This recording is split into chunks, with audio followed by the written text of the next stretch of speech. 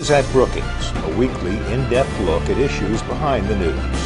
This week, America's racial tipping point. Today's majority becomes tomorrow's minority. The complexion of America is changing, literally. New statistics culled from the 2010 census show what demographers have long predicted. America's minorities will soon be the majority. In a tipping point for the nation's racial makeup, Hispanic, Black, and Asian toddlers now outnumber their white counterparts.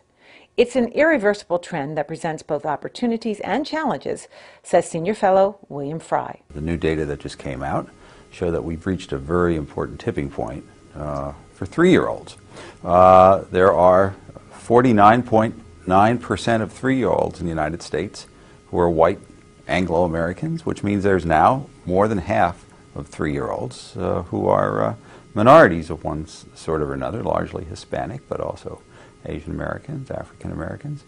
And this is very important because, of course, the 3-year-olds will become 4-year-olds and then continue to progress up, which means that our future of schools and eventually our labor force is going to have a lot to do with the new minority population, especially the new immigrant minorities, even if they're not immigrants themselves, they're second generation, third generation, but it's new for a lot of parts of the country.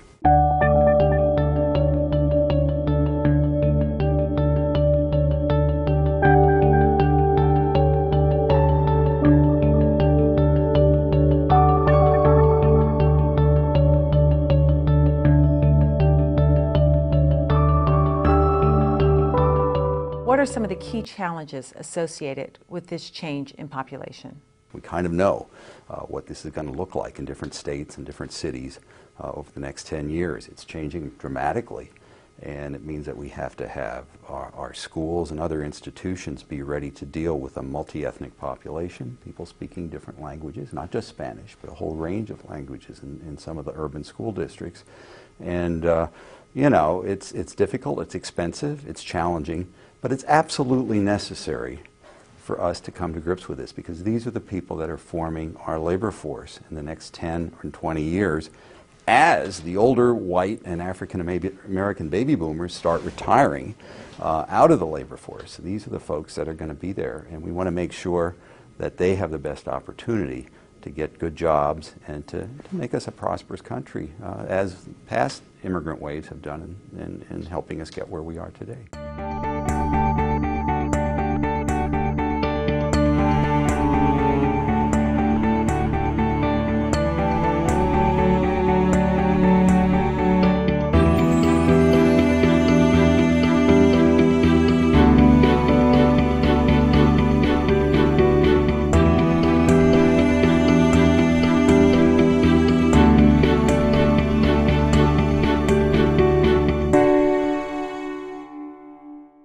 Professor Coates created this class because he is passionate about helping at-risk youth.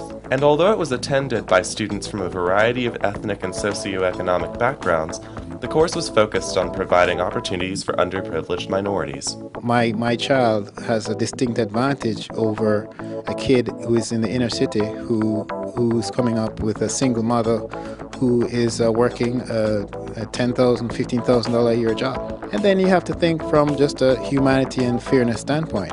If you have to create opportunities for all. You know, this is supposed to be the land where everybody has an opportunity, and we're obviously not doing that right now.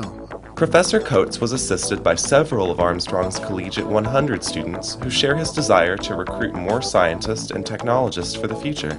It wasn't so much of a teacher-student basis, or it was like a sort of like a friendship that we developed. And I sort of helped them along the way as they completed their project. And just seeing the finished project and watching them give their presentations at the end was a really rewarding experience.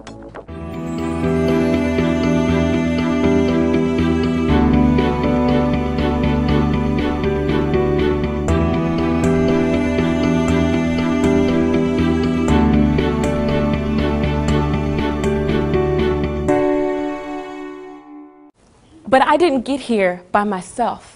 I got here because I had people in my life who encouraged me to fly.